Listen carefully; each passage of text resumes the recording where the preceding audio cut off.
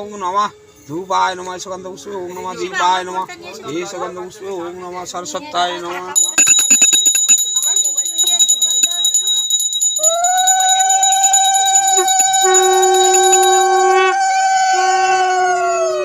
Hey guys, welcome back to my channel. আমি হলাম বাসন্তী। কেমন আছো তোমরা? আশা করি ভালো আছো। আমি অনেক অনেক ভালো আছি। আর দেখো, এদিকে পুজো হয়ে গেছে, ব্রাহ্মণ চলে এসছে। আর আজকে তোমরা ভাবছো যে আজকে সরস্বতী পুজো, আমি কেন নাইটি পরে আছি? তো গাইস, আমার খুব খুব শরীর খারাপ, ঠিক আছে? সেই কারণে দুদিন ধরে বিছানা দিয়ে উঠতে পারিনি। আজকে উঠে সামনে মানে ঠাকুরের সামনে এসছে, এটাই অনেক। তো দেখো, নাইটি পরেই চলে এসেছি। তোমরা কিছু মাইন্ড করো না প্লিজ। ইচ্ছে ছিল শাড়ি পরার, তো দেখো হলো না সেটা। আর এদিকে দেখো, বাচ্চা কাচ্চা সব রেডি, ঠিক আছে? আর এই পুজোটা বাচ্চা কাচ্চা মিলেই করছে। তোমাদেরকে আগের আমি ব্লগে দেখিয়েছি যে বাচ্চা কাচ্চা এই পুজোগুলো করছে।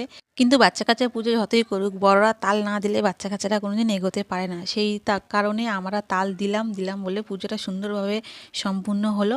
আর একটা জিনিস তোমাদেরকে আগের ব্লগে দেখিয়েছিলাম আমি, যে প্যান্ডেলটা অন্যরকম ছিল, আর আজকের প্যান্ডেলটা একদমই অন্যরকম।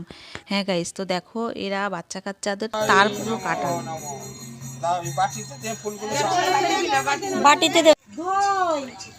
কি ছেলে আমার, কেন খাবে না?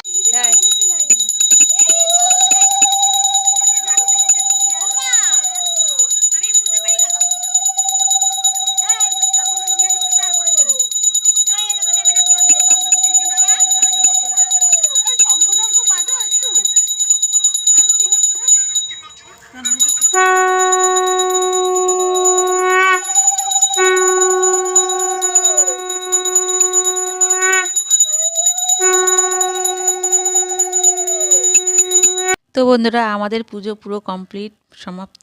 তো তোমরা কে কে প্রসাদ নেবে চলে এসো। আমাদের পুজো সকাল সকালই হয়ে গেছে, 9টার মধ্যে পুরো পুজো কমপ্লিট হয়ে গেছে আমাদের।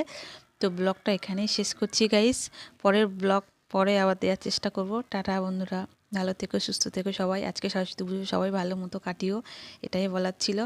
আর আমার শরীরটা একটু অসুস্থ আছে, জানি না কবে সুস্থ ভালো মতো হবে।